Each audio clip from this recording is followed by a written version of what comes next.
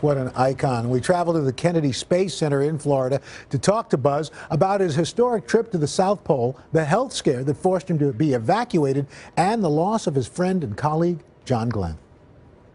It's one small step for man,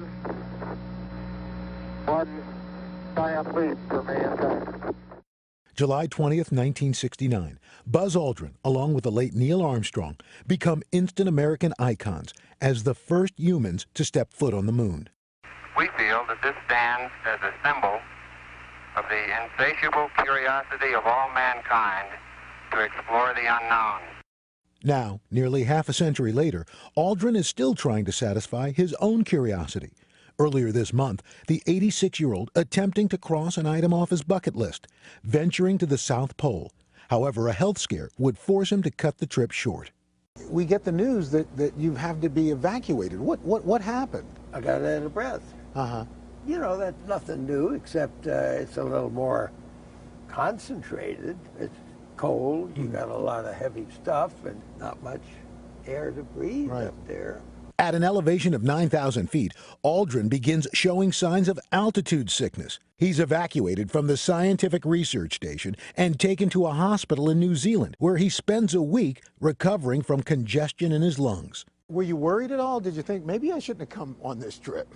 When turning back is about as difficult as pressing on, you press on because you got an objective, especially when they tell me that I just set a record.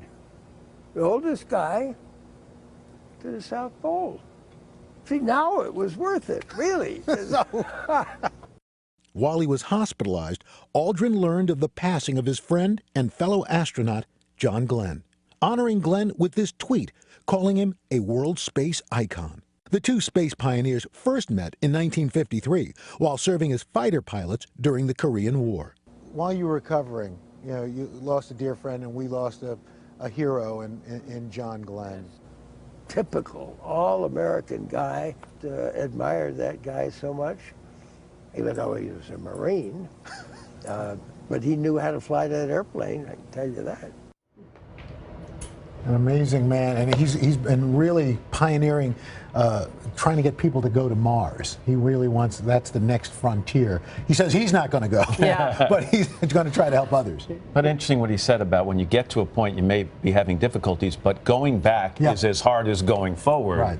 That's what the South Pole is all about. I was shocked because we already had him on the books to do an interview for our Living Legends series, and when we got the word, I just knew we weren't going to get a chance to talk to him. He's amazing at 86. Yeah, I was going to say still tons of spunk and energy and personality, like personality plus this guy. Absolutely. Back to work. Yeah. All right. Hello, Today fans. Thanks for checking out our YouTube channel. Subscribe by clicking that button down there and click on any of the videos over here to watch the latest interviews, show highlights, and digital exclusives.